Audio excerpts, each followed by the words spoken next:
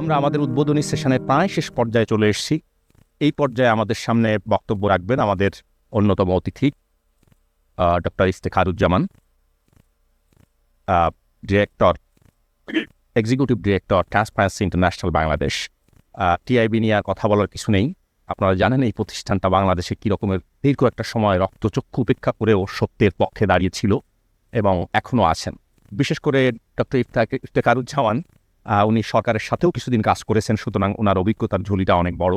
আমরা আশা করবো রেজাওয়ান আপার অনুপস্থিতিতে আপনি আমাদের সেই জায়গাটা ফুলফিল করবেন। আপনাকে অনেক ধন্যবাদ ডক্টর ইফতেখারুজ্জামান। ধন্যবাদ। ডিফিকাল্ট হয়ে গেল রেজওয়ান আপার অনুপস্থিতিতে, কারণ কিছু মধ্যে আমাকে করতে হবে, যেটা রেজওয়ানা হাসান বলে গেছেন, আমাদের সহযোদ্ধা। আমি সেটাতে পরে আসছি।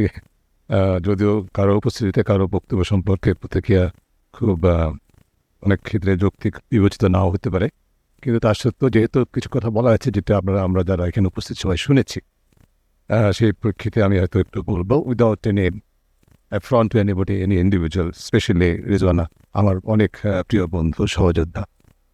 সবাইকে প্রথমেই আন্তরিকভাবে শুভকামনা, সুপ্রভাত জানাচ্ছি। বিশেষ করে ক্লিন আজকে সভাপতি এবং সম্মানিত উপস্থিতি বনশ্রী সহ আমাদের মডারেটর বনর ভাই।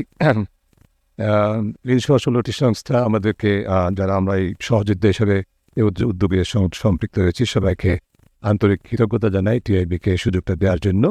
এবং আমরা we are happy and proud যে আমরা এই উদ্যোগের সাথে সম্পৃক্ত হতে পেরেছি, এবং আমাকে আজকে কথা বলার সুযোগ দেওয়ার জন্য আরও বেশি কৃতজ্ঞতা জানাচ্ছি।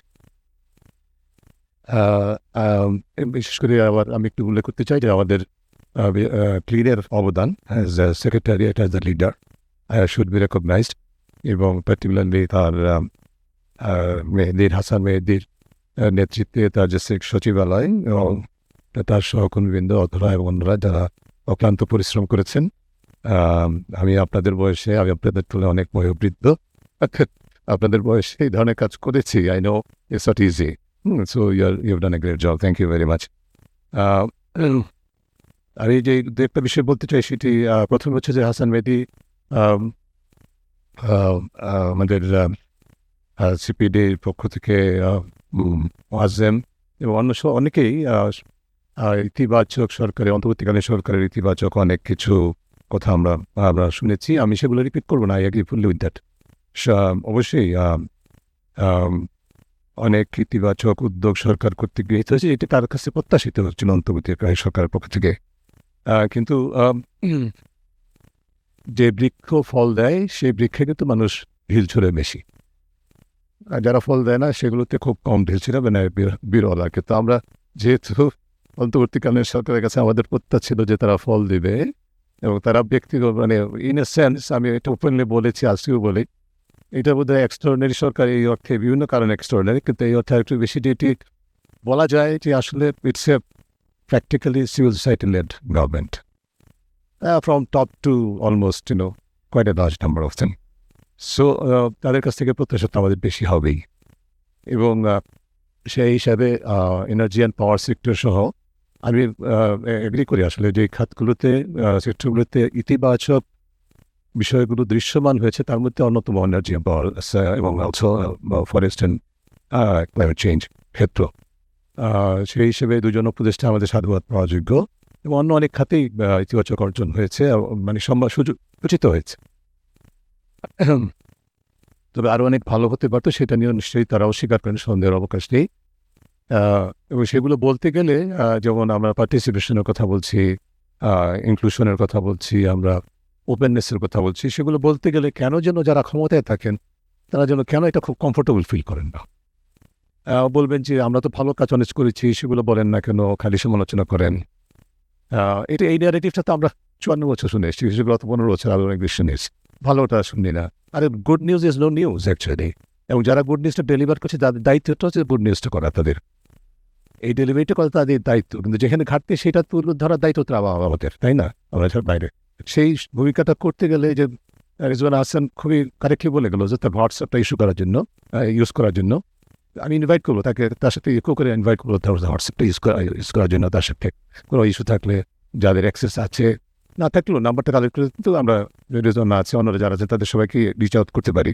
এবং তিনি যেটা বললেন যে তিনি এটা ফরওয়ার্ড করেন। দ্যাটস এ কি মেসেজ ফরওয়ার্ড করেন যাদের কাছে, তারা হচ্ছে যে পরিবর্তনের সবচেয়ে বড় বিরোধী। I can guarantee this.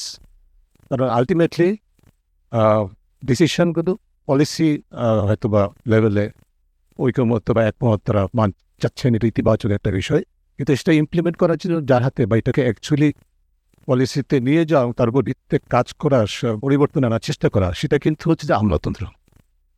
বাংলাদেশে আমি এই আমাদের সংস্কারের যে সুযোগ যখনই শুরু হয়েছে 5 আগস্টের পর থেকে, যারা সর্বোচ্চ পর্যায়ে দায়িত্বে অধিষ্ঠিত পরিষ্কারভাবে এটা উল্লেখ করার চেষ্টা করেছি অনেকবার, যে আমরা সবাই পরিবর্তন চাই, সবাই সংস্কার চাই, আমাদের বিগ ব্যানার রাষ্ট্র সংস্কার, এবং মনে করছি সবাই সেটা চাই, ডেফিনেটলি চাই। কিন্তু আমরা কিন্তু অ্যাট দ্য সেম টাইম ভাবছি না যে সংস্কারের প্রতিরোধক শক্তিটা কারা, সেটার কোনো ম্যাপিং আমরা করি নাই। ম্যাপিং করে নাই, চেষ্টা করে করানো যায় নাই, এবং করতে গেলেও সেটা তো প্রতিবন্ধকতা হতে বলে আমি মনে করি। এবং সেক্ষেত্রে সেটা হচ্ছে মূলত আমলাতন্ত্র। এই যে হোয়াটসঅ্যাপ মেসেজের মধ্যে আমরা রিচ আউট করতে পারি, বনশ্রী নারী সংবেদনশীলতা, জেন্ডার ইনক্লুশনের কথা বললেন, সাধারণ মানুষের নলেজের কথা বলেন, আদিবাসীর কথা বললেন। বাংলাদেশে আমি মনে করি গত 1.5 বছরে নারী অধিকার সংক্রান্ত বিষয়ে আমাদের সবচেয়ে বড় অবনতি হয়েছে। যতটুকু অগ্রগতি হতে পারতো সেই তুলনায় কিন্তু আমরা অনেক পিছিয়ে গেছি। সেটার জন্য অবশ্যই বিশাল রাজনৈতিক শক্তি আছে, রাজ্যের পাশাপাশি অন্য শক্তিগুলো আছে যারা শুধু নারী পুরুষের সম অধিকার না, যে কোনো মার্কার অফ আইডেন্টিটি, সেটি ধর্ম, সংস্কৃতি, নৃতাত্ত্বিক পরিচয়, আদিবাসী, অনাদিবাসী, মেইন স্ট্রিম, এমনকি প্রতিবন্ধী, এই ধরনের যে মার্কার্স অফ আইডেন্টিটি, ডিফারেন্ট মানে বৈচিত্র্যের আইডেন্টিটি যেগুলো মার্কার আছে, সেগুলো ভিত্তিক যে সমতা, সেই ক্ষেত্রে কিন্তু বিশাল প্রতিবন্ধকতা সৃষ্টি হয়েছে। এমন না যে কর্তৃত্ববাদী সরকারের সময় ছিল না, আরও বেশি ছিল হয়তো বা, কিন্তু আমাদের প্রত্যাশা ছিল সেটা থেকে আমরা সরে আসতে পারবো, উত্তরণ করতে পারবো, সেই জায়গায় কিন্তু আসলে হয়নি। আমি যেটা বলছি, যে আমি যে হোয়াটসঅ্যাপ বিষয়টাকে, তথ্যটাকে আমি বলছি, এবং এক ধরনের মনস্তত্ত্বের কথা বলা হয়েছে, সেইখানে আমি বলি যে আসলে, যেমন আমি একাধিক দৃষ্টান্ত দিতে পারবো, পাবলিকলি সেটা বলেছি আমি, যখন নারী কমিশনের রিপোর্টটা নিয়ে ভালগার ক্যাম্পেইন শুরু হলো অকথ্য ভাষায়, এবং কমিশনের সদস্যরা নিরাপত্তার ঝুঁকিতে মধ্যে আছেন, তখন অন্তত 7 জন উপদেষ্টার কাছে আমি শুধু হোয়াটসঅ্যাপ না, আমি সরাসরিভাবে আবেদন করেছি, অন্তত সরকার আপনারা একটা আপনার অবস্থানটা বলেন, এটা সম্পর্কে অবস্থানটাকে কিছু বলেন নাই। যেটা বলেছেন সেটা হচ্ছে যে সরকারের পক্ষ থেকে বলা হয়েছে এই কমিশনের রিপোর্ট তো সরকারের রিপোর্ট না। কোন কমিশনের রিপোর্ট? সরকারের রিপোর্ট। তাদের কেন না এই কমিশনের রিপোর্টটাকে সরকারের কমিশন না বলে এটাকে কি বলবো, অপদস্থ করা হবে বলে তো সেই শক্তি আরও বেশি বিকশিত হয়েছে। Government didn't have the courage to stand up and say that they don't own this vulgar campaign. They are against this vulgar campaign. সেই সাহসটা ছিল না। সো আমাদের কিন্তু ওই জায়গায় যে পরিবর্তনের যে মূল বিষয়গুলো যেটা বলছি, সেটা করার জন্য যে প্রতিরোধক শক্তি সরকারের ভিতরে যেরকম আছে, সরকারের বাইরে আছে। সরকারের একটা পাওয়ার বেস, বহু মাত্রিক এবং বহু মানে সোর্সের পাওয়ার বেস আছে। এটা ঠিক, এটা রাজনৈতিক সরকার না, যে কারণে হয়তোবা রাজনীতি তাদের নিজস্ব দলের উপর নির্ভরশীলতা নাই, কিন্তু সেই কারণেই হয়তোবা সরকারের যে নির্ভরশীলতা যে শক্তিগুলোর উপরে, সেই শক্তিগুলোর কাছে অনেকটা আত্মসমর্পণ করেছে। শুধুমাত্র নারী, আমি একটা দৃষ্টান্ত বললাম, আরও অনেক দৃষ্টান্ত দিতে পারি, আমার অভিজ্ঞতার উপর ভিত্তি করে বলছি। আদিবাসীদেরকে নিয়ে একই ঘটনা আছে। আদিবাসী শব্দটা বলার কারণে ভালগার ক্যাম্পেইন হচ্ছে। আদিবাসী সমস্যা শান্তি প্রতিষ্ঠার জন্য আমাদের সেনাবাহিনী মুখ্য ভূমিকা পালন করতে পারে, এটি আমার অন্যায় এই কথাটা বলা। কেন আপনারা তো সেই জায়গায় এক ধরনের আধিপত্য নিয়ে আছেন, তা আপনাদেরকে সেই, আমি কেন বলছি এটা? আমি বলছি এই কারণে যে আপনারা বিশ্বব্যাপী 69টা দেশে পিস মিশন চালিয়েছেন। বাংলাদেশে এখন পর্যন্ত আপনারা 10টি দেশে পিস মিশন চালাচ্ছেন। আমার যে নিজের দেশে, আপনার নিজের দেশে, যেখানে আপনাদের কর্তৃত্বের অধীনে আছে মৌলিকভাবে এই অঞ্চলটা, সেখানে শান্তি প্রতিষ্ঠায় আপনারা নেতৃত্ব দেন, দৃষ্টান্ত স্থাপন করেন। দেন উই আর হিয়ার, আমরা ডিভাইড অ্যান্ড পলিসি করছি না। সো এই সুযোগগুলো কেন নেই? এটা বলতে গেলে হচ্ছে যে আমার বিরুদ্ধে ক্যাম্পেইন হবে। শুধু তাই নয়, আমরা যখন সরকারের, আমি সরাসরিভাবে বলতেছি, সরি আমি এটা পার্সোনাল অ্যানেকডোটে নিয়ে যাচ্ছি, যেহেতু হোয়াটসঅ্যাপের বিষয়টা আসলো, প্রায় 10টা 8 থেকে 10টি আইনের সাথে, আইনের সংস্কারের সাথে আমি মানে বলবো যে যেই ওপেননেসের প্রত্যাশা আমাদের ছিল অন্তর্বর্তীকালীন সরকার, সেটি ওপেননেস আমরা পাই নাই। তারপর যে ওয়েবসাইটে প্রকাশ করা হয় এটাই ওপেননেস। প্রকাশ করার পরে সেটার সম্পর্কে প্রতিটা প্রস্তাবিত খসড়ার প্রতিটি অনুচ্ছেদের উপরে ধারাবাড়ি বিশ্লেষণ করে সুপারিশ বিশ্লেষণ ও সুপারিশ সহ সরকারের কাছে উপস্থাপন করার পর আমার তো একটা অধিকার আছে জানার যে কোন প্রস্তাবটা আপনি গ্রহণ করলেন, কোনটা গ্রহণ করলেন না। এই অধিকারটা তো কোথায় আছে, সেটি কিন্তু আমরা পাই না। এই সুযোগটা এইটুকুই দেওয়া হয় যে এটা হচ্ছে যে পার্টিসিপেশন, এটা হচ্ছে ওপেননেস। আমরা ওয়েবসাইটে প্রকাশ করেছি, তাও 10 দিন, 12 দিন, 15 দিন সময় দিয়ে প্রকাশ করা হয়। তারপরও যখন প্রস্তাবনা দেওয়া হয়, সুপারিশ দেওয়া হয়, সেটা এখনো জানতে পারি না। শেষ পর্যন্ত যেটা জানি যে জাতীয় ঐক্যমত্য কমিশনের কাজের মাধ্যমে শতভাগ রাজনৈতিক দলের সম্মতি প্রাপ্ত প্রস্তাবগুলোকে খণ্ডন করে, বাতিল করে অধ্যাদেশ প্রণয়ন করা হয়েছে। ফলে আমাদেরকে বলতে বাধ্য হয়েছি যে আসলে এই সরকার কীভাবে জুলাই সনদ খণ্ডন করা যায়, অমান্য করা যায়, সেই দৃষ্টান্ত স্থাপন করে যাচ্ছে পরবর্তী সরকারের জন্য। So this was not expected. শুধু তাই নয়, যখন আমরা কোনো উপদেষ্টা এমনও করে বলেছেন যে ইফতেখারুজ্জামানকে দেখিয়ে বা তার সাথে আলোচনা করে এই আইন করা হয়েছে, ফলে এটার যারা সমালোচনা করছেন তারা সবাই রাষ্ট্রদ্রোহী। আমাকে ব্যবহার করে বলা হচ্ছে, একজন উপদেষ্টা বলেছেন। এটা আবার ফেসবুকে ভাইরাল হয়, শুনেছি, আমি ফেসবুক দেখে আমাকে বলা হয়েছে। সো এই যে একটা মানসিকতা, আসলে আমরা শুধুমাত্র লোক দেখানো অংশগ্রহণ দরকার ছিল না, তাই আপনারা না করতেন, আমরা আপনার এই চর্চাটাই রেখে থাকতেন। That could be your legacy. কাজেই এবং এইটা শুধুমাত্র আমি দুদক সংস্কার আইনের কথাটা বললাম সেটা নয়, যেটার অত্যন্ত গুরুত্বপূর্ণ, স্ট্র্যাটেজিক্যালি ইম্পর্ট্যান্ট একটার কথা আমি বলছি, অনেক সুপারিশ যেগুলো 100% ঐক্যমত হয়েছে সবগুলো রাজনৈতিক দলের, তারা বাধ্য সাইন করেছে, সেই প্রস্তাবকে খণ্ডন করা হয়েছে। কোনো অধিকার নাই অন্তর্বর্তীকালীন সরকারের। They have done this on what basis? তো এই কোয়েশ্চেন তো করার রাইট আমার আছে। এনিওয়ে, আমি মূল বিষয়ে ফিরে আসি। আমরা যেটা এই সম্মেলনের মাধ্যমে আমরা যেটা চাই যে এটাই কিছুটা ইঙ্গিত আমরা সবাই আলোচিত হয়েছে। আমি একটা বিষয় এখানে উল্লেখ করতে চাই, সরকারের ইতিবাচক উদ্যোগগুলোর মধ্যে আমি জানি, আমি টেকিং লিটল লঙ্গার পসিবলি, ইতিবাচক কাজের মধ্যে থেকে একটি হচ্ছে যে যেটা একটা ন্যাশনাল কমিটি করা হয়েছিল to review the power energy deals during Awami লীগের টিম, না? This was one of the very good things to do. এবং যেটার ফলে যেটা হয়েছে যে একটা জিনিস পরিষ্কারভাবে বেরিয়ে আসে যে এখানে এনার্জি এবং পাওয়ার সেক্টরে একটা অর্গানাইজড ক্রাইম, সংঘবদ্ধ অপরাধ হয়েছে। যে অর্গানাইজড ক্রাইম শব্দটা তারা ব্যবহার করেছে এবং সরকারই সেটা বলেছে। এটার অর্থটা বুঝতে হবে, এটা হচ্ছে রাষ্ট্রের সংশ্লিষ্টতায় অপরাধ হয়েছে, আইনের লঙ্ঘন হয়েছে, অপরাধ হয়েছে। So this is an important finding. না, আমার কোয়েশ্চেন হচ্ছে আজকের এই প্ল্যাটফর্ম থেকে আমার কোয়েশ্চেন হচ্ছে বা আমার আবেদন হচ্ছে সরকারের কাছে, সকল স্টেক হোল্ডারের কাছ থেকে, এই যে অর্গানাইজ ক্রাইম হয়েছে আমরা বললাম, এর কারণে একটা দিক হচ্ছে যে অর্গানাইজ ক্রাইমের মাধ্যমে প্রাপ্য যারা লাভবান হয়েছে, আনফর্চুনেটলি বলছি, আমরা তাদেরকে খুব একটা বেশি কাঠ গড়ায় দাঁড় করতে পারবো না, কারণ তাদের সাথে চুক্তি হয়ে গেছে, রাষ্ট্রের সাথে রাষ্ট্রের চুক্তি হয়েছে, আদানির সাথে যে চুক্তি হয়েছে সেই চুক্তি থেকে ফিরে আসতে আমরা চাই। আমাদের সক্ষমতাও নাই, আমাদের সে পেশেন্সও নাই, এবং আন্তর্জাতিক ট্রাইব্যুনালে যাওয়ার এবং সেটি সম্ভব না। আমাদের তাদের কাছে জিম্মি থাকতে হবে বাকি জীবন, এটা আমাদেরকে দেশবাসীকে বইতে হবে। ওটা দ্যাটস ওয়ান সাইড। যে আদার সাইড ইজ যে আমাদের কী শিক্ষাটা আমরা নিলাম, এইটা কি আমরা ধরে নিচ্ছি যে একটু বললাই যথেষ্ট, নাকি will take proper lesson out of it and leave some legacy for the future? আমরা অন্তর্বর্তীকালীন সরকারি সেই সুযোগটা এখন আছে বলে আমরা মনে করি। এটা কথার মধ্যে কিছুটা আসে, তারা পরিকল্পনা চিন্তা ভাবনা করছেন একটা কৌশল করার জন্য। কিন্তু দ্যাট ইজ হোয়াট আমাদেরকে কিন্তু মনে রাখতে হবে যে power sector, like many other sectors, এখানে যে বিশেষ করে আমাদের এখন যেহেতু আমরা এনার্জি এবং ওয়ার কথা বলছি, সেখানে কিন্তু আমরা সবাই চাচ্ছি জিরো ট্রানজিশন, 2050 এটসেট্রা এটসেট্রা। কিন্তু এটার বিপরীত লবি, এটার প্রতিবন্ধক লবি ইজ এক্সট্রিমলি পাওয়ারফুল। এটা কিন্তু শুধু বাংলাদেশ না, গ্লোবালি। আপনারা দেখেন কপে যারা যান তার কপ কিন্তু এখন একটা totally capture by fossil lobby. বাংলাদেশে কিন্তু সেটাই হয়েছে। হয়েছে এবং সেটা হয়েছে এবং সেটার মধ্যে জাতীয় আন্তর্জাতিক যে ফসিল লবিটা আছে তারা কিন্তু এই 15 বছরের পরবর্তী যে আমাদের জনগণ অভ্যুত্থানের ফলে কথিতবাদী সরকার পতন হয়েছে, তারা সরে গেছে সিনারিও থেকে, এটা কিন্তু ভাবার কোনো সুযোগ নেই।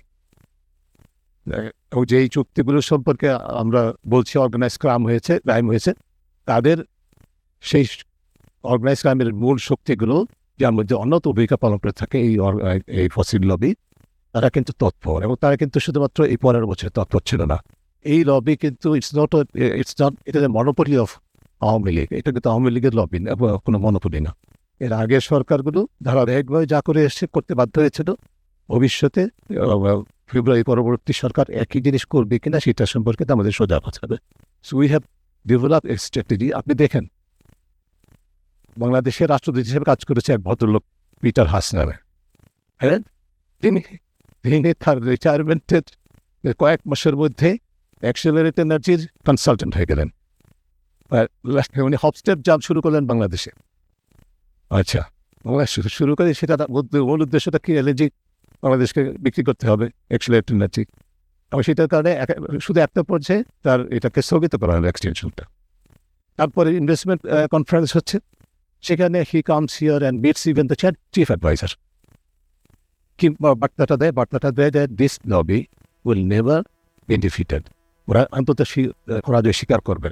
সো আমাদেরকে অন্তত পক্ষে আমরা যারা এখানে এই সম্মেলনে অংশগ্রহণ করছি, আমাদেরকে ওই দিকটাতে নজর দিতে হবে। আমরা কোনোভাবেই যেন সরকার এই লবির হাতে যে অবস্থায় আবার ফিরে না যায়, সেই প্রতিবন্ধকতাটা তৈরি করতে হবে। সেই কারণে আমরা মনে করি যে মাস্টার প্ল্যান বলি, যে নামকরণটাই বলি না কেন, আমাদের একটা স্ট্র্যাটেজি এমন থাকতে হবে যে আমরা ইনক্রিমেন্টালি, আমরা সাডেনলি না, আমরা কালকে যদি ফসিল এনার্জি বন্ধ করে দিই তাহলে তো আমরা বাংলাদেশ অন্ধকারে পড়ে যাই। We don't want that. We want it to be increasingly incrementally be emphasized, বা পুরো এনার্জি সেক্টরটাকে, পাওয়ার সেক্টরকে ডিফসিলাইজ করতে হবে ইনক্রিমেন্টালি, এবং ইনক্রিমেন্টালি রিনিউয়েবল থেকে যেতে হবে। এইটার জন্য সুনির্দিষ্ট কৌশল আমাদের প্রণয়ন করতে হবে। সেটার মধ্যে আপনারা অনেকেই যে কথাগুলো আলোচনা হয়েছে, আমি সে রিপিট না করে শুধু বলবো যে যেই ধরনের policy support, investment support, all kinds of regulatory framework তৈরি করা ছিল টু প্রমোট ফসিল এনার্জি, সেইটাকে পার্শিয়ালি বন্ধ করা হয়েছে, কিন্তু এটাকে আরও কিন্তু মানে মিনিমাইজ করার প্রয়োজন রয়েছে। এট দ্য সেম টাইম এটার যে এমফেসিসটা, সেটা যেন আমরা রিনিউয়েবলস দিকে ক্রমাগতভাবে এনশিওর করতে পারি, সেই ধরনের একটা কৌশল আমি মনে করি জাতীয় কৌশল প্রণয়ন করা দরকার, যার মধ্যে অন্যতম উপাদানটাই হবে যে ডিফসিলাইজেশন করা এবং রিনিউয়েবলসে হায়ার লেভেলস অফ এমফেসিস দেওয়া বা প্রাইভেটাইজেশন করা। এটার জন্য যে টেকনিক্যাল অ্যান্ড ইনস্টিটিউশনাল সাপোর্টটা দরকার, সেটা বলে শেষ করবো যে এটা কিন্তু চট করে পলিসির মধ্যে থাকলে হবে না, যেটা বনশ্রী বলেন, অনেকেই বলেন, আমরা সবাই জানি, সেই ক্যাপাসিটিটা আমাদের বিল্ড করতে হবে। ইনস্টিটিউশনাল ক্যাপাসিটি বিল্ড করতে হবে, হিউম্যান রিসোর্স ক্যাপাসিটি বিল্ড করতে হবে, টেকনিক্যাল এক্সপার্টিস ডেভেলপ করতে হবে, এবং বিশেষ করে এই সেক্টরে আমাদেরকে ইনসেন্টিভ সিস্টেমটা কেমনভাবে ডেভেলপ করতে হবে, that this grows on its own. করে এটা হবে না, আমরা জানি 2050 ইজ এ রিয়েলিস্টিক টার্গেট বলে। I am not a technical expert, scientist না, কিন্তু অনেকেই মনে করেন যে এটা সম্ভব। তাই যদি হয় তাহলে আমরা কেন সেদিকে যেতে পারবো না। ডেফিনেটলি ইন্টারন্যাশনাল কনসালটেন্টের কথা বলা হয়েছে, maybe from time to time it is needed. আমাদের যদি এক্সপার্টিস না থাকে, আমি মনে করি না এক্সপার্টিস নেই, বাংলাদেশে প্রচুর এক্সপার্টিস আছে, যদি প্রয়োজন থাকেও আমরা কিন্তু ওই যে কনফ্লিক্ট অফ ইন্টারেস্ট সাথে দ্বন্দ্ব, আমরা জায়গাকে দিয়ে পলিসি করলে আমরা কখনোই কিন্তু রিনিউয়েবল এনার্জি বান্ধব পলিসি পাবো না। Japanese government is one of the best beneficiaries, highest beneficiaries of fossil energy export. So ওরা কোনোদিনই চাইবে না বাংলাদেশে এটা। এবং একইভাবে আপনি যুক্তরাষ্ট্র বলেন, যেখান থেকে কনসালটেন্ট নিয়ে আসবেন, they will come with the same message at the end of the narrative তো হবে সব আপনার কাছে বান্ধব, কিন্তু দেখা যাবে আলটিমেটলি দিস ইজ প্রমোটিং ঠিক একইভাবে ফসিল এনার্জি। সো আমরা ওই দিকে যেতে হবে।